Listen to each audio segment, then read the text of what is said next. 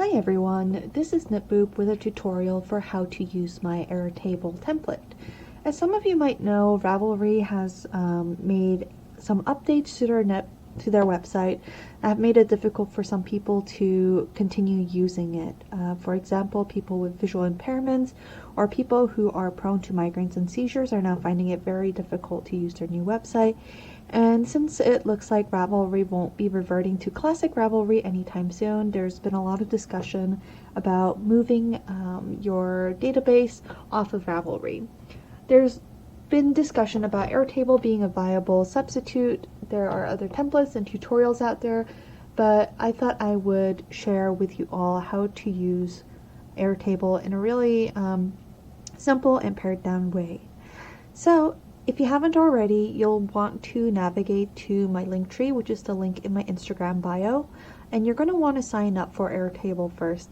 If you see here the second link that I have on my link tree, sign up for Airtable. This is a referral link. If you don't already have an Airtable account, I would really appreciate it if you use the referral link. It gets me credits towards my Airtable account, which I don't need immediately, and I'll talk about that in a little bit, but it will help me further down the line. So when you sign up for Airtable, you can make a free account. A free account will give you all of the features that you need to use my template. The only limitation being that you can upload only up to 2 gigs worth of attachments. And in this case, attachments refer to photos and stuff like that. 2 gigs is more than enough for you to get started, but if you want any more than that, you will want to start using a paid membership. And I believe those start at around 5 gigs of attachment data. I don't know off the top of my head how much it costs, but anyway, so once you've signed up for your Airtable account, whether it's a free or paid account, you'll want to click on this link in my link tree, which is knitboop's Airtable yarn-template. Clicking on this will give you a blank version of my template. This is an editable, this is only a viewable template. You can't actually change any of the fields. I did that so people can't accidentally change the formatting. What you'll want to do first is navigate to this little down triangle here and duplicate base. And you'll want to duplicate it into your workspace. It doesn't really matter if the duplicate records and comments are ticked or unticked because there are no records in this template, but you'll want to duplicate the base. Once that's done, in your workspace you should see something that says knitboop's template copy. This is going to be your maker diary. Again, you can click the down arrow, change the name of your template, change the color, change the logo, all of that stuff. Once you've made a copy, this is the version that you will be able to edit for yourself. My version that I am filling out currently is my maker's diary here, and I will just click it and show you all what it looks like.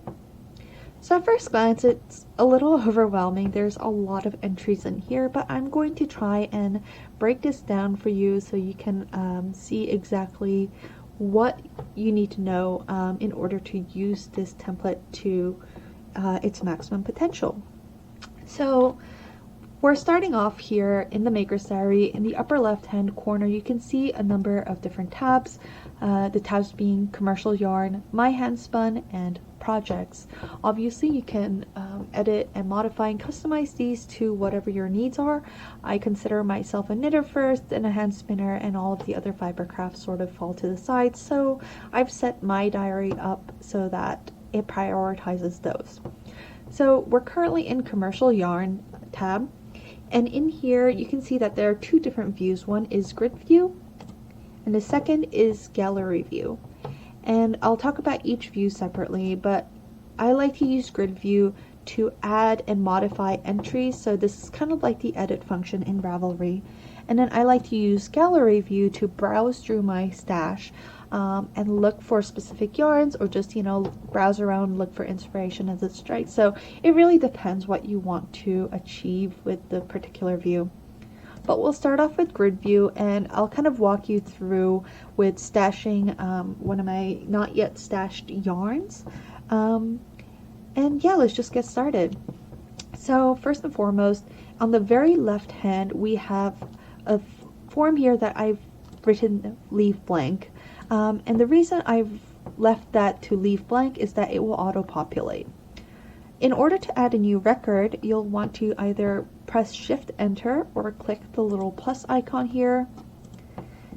Oh, it's it's sorting, so let's do that. Okay, so you can see that there's a blank row now. The first form here is for images, and this is where you can click and drop or upload attachments, and this is where I usually put the picture of the yarn in here. I don't currently have a photo of this specific skein, so we're not going to do that right now. But moving on, we have yarn name, and right now I'm entering in a skein of Felici fingering weight, so I'm going to type in Felici. Because I don't have any other records corresponding to the Felici base, it's going to give me an option to create a new option, which I can do by clicking enter after typing or pressing the plus icon. So we can see that Felici has been created. Now what this means is that in the future, if you want to add any more bases that are Felici, you can just start typing in. So if I was to make a new record and start typing in Felici, you can see that I don't have to type the whole base for it to pop up, and I can just click enter and it will auto-populate that for us. But we're going to go ahead and delete that since we're not adding another skein of Felici yarn. The next form is dyer name, and this is knit picks, so we're going to start typing knit picks. You can see it pulls up knit picks just by me typing knit because I've already logged knit picks as a dyer name. And I'm going to click enter. The colorway name is a text form, just because I didn't really want to make a whole database for it because colorway names are always different. This skein is carrot cake, so I'm going to go ahead and type that. Now for color family, I populated this form based on all the categories that are present in Ravelry. We can see that this is a multicolored skein. It's got some pink, let's see, and it's got some green. Of course you can click and select like I just did, or you can start typing into different color families and it will pull it up for you.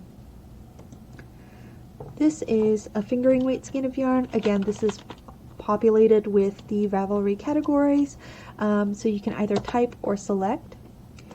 The next form is yardage per skein, and you're going to look either on the listing for the yarn that you're entering or on the yarn band itself. I can see here on my yarn band that there's 218 yards per skein, and there's 50 grams per skein as well, so I'm going to log all of that. Scrolling to the side, the next form is skeins logged. I'm only logging one skein, so I'll just type in 1. And you can see that the next form, yardage stashed, automatically calculates based off what you've inputted in skeins logged and yardage per skein. The next forms are used in projects, yardage used, and yardage remaining, and I'll talk about that again in a little bit. But what that will do is connect to the projects tab up here at the upper left hand corner and automatically calculate how much yardage of the particular record you have left based on how much you've used for your different projects. But for now, we're going to move on to the status form, which is again under the drop down option. And since it's in my stash, I'm going to type in stash and then date added. I'm going to put that as being today. Obviously, you don't have to fill out all of these forms. These forms are just based off of what I like, what information I like to keep on hand for my stash. So again, you can customize your experience with a template however you want. And so that's how you add a record. And if we go to gallery view, we can see everything is sorted in cards. You can again customize your cards through here. I have them set so that you have the name of the yarn or the record, you have the dyer name, and you have the yardage remaining, and it gives me just like a really broad bird's eye view of my stash. You can also sort. I default sort by yardage stashed from most amount to the least amount. Of course, you can always change that around. You can filter it, so if you add a filter, so for example, if I'm looking for specifically fingering weight yarns, I can look up where yarn weight is fingering and it will filter my stash for me based off of those parameters. And you can mix and combine all of the parameters as well, similarly to how you would do so on Ravelry. So if I was looking for fingering weight yarn that was in the color family of pink, you would do that and it would pull up the results for you. And you can just exit out of those when you're done filtering. So that is the commercial yarn tab. Next we're going to take a look at the My Hand Spun tab, which is very similar to the commercial yarn tab. I just like to have a separate tab for my hand spun so I can log all of the pertinent information, such as any images, when I started and finished the particular spinning project, the yarn name that I've given for it, the dyer name, color name, colorway name, etc., etc. If you go to gallery view, you can see that similarly to the commercial yarn tab, you have cards for each of your records, and you can, mouse over all of the different images that you might have uploaded for a particular record. Next, we're going to go to the Projects tab, and this is where the data from the Commercial Yarn tab will interact with Projects tab. I'm in the process of setting it up so that it will do the same thing for my hand spun, but it's not quite there yet, so it's definitely a work in progress.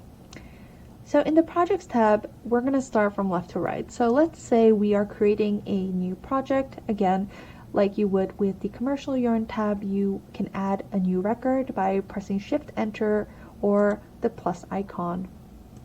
I'm getting rid of the sort by. There we go. So let's say I'm knitting some Christmas hats. So let's say I'm just going to call it Christmas hat. What I like about this is that you can queue up your projects kind of like your Ravelry queue. So if you have to-do projects, you can mark them as to-do and then filter later on, either by just looking at the color or filter through the filter or sort functions at the very top here. But let's just say I got started on my Christmas hat, so it is now in progress. I can also add the date that I've started the project, so just say that's today. When I'm finished with it, I can input the date to finished. This is where I'm using kind of the database again to make note of the project. So if I was making,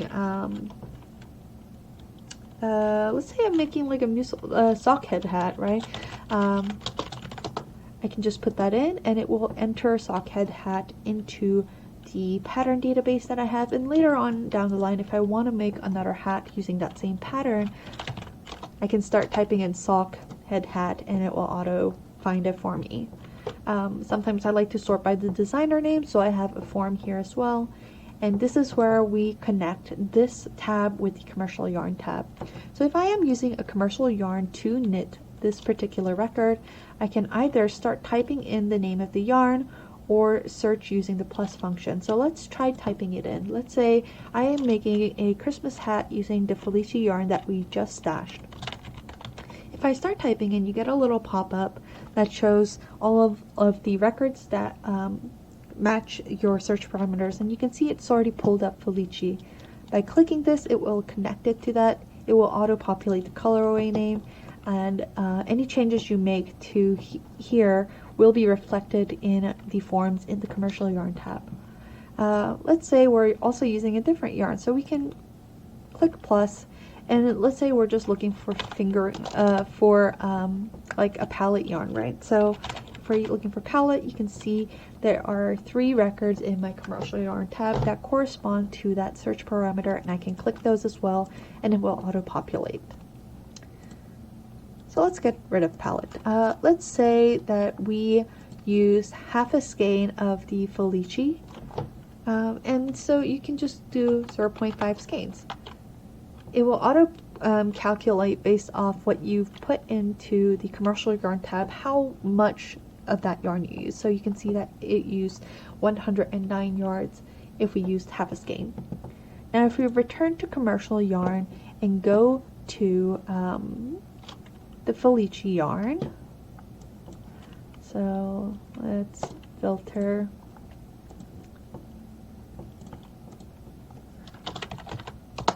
to the Felici yarn. and scroll to the very right, you can see that it is now linked to the Christmas hat record in the Projects tab. And it also shows how much yardage has been used. And then from there, it will calculate the yardage remaining based off of this form and the yardage stashed form. And when you go to gallery mode, because I have it set up to show the yardage remaining, it will show however many yards of that particular yarn you have left. Returning to the Projects tab, let's just get rid of our exercise records. If you go to gallery mode, you can see that I have all of my projects that I have in my Maker's Diary listed in card form. And similarly to the Commercial Yarn tab, you can mouse over and go through all of the different pictures. And again, this template is kind of a work in progress for me. I'll be adding more features to it as people make suggestions. So if you have any suggestions on things that you would like to see in the templates, do let me know on Instagram. Just send me a DM about it. If you haven't made an Airtable account yet, please consider using the referral button. It helps me out tremendously. And if you would like to keep supporting the work that I do, I have a Ko-fi link that is also in the Instagram link, my link tree. Yeah, so that's how to use my template. I hope that helps you migrate your data away from Ravelry. If you have any questions, or you want to get something clarified, or if you need help migrating things over, do let me know.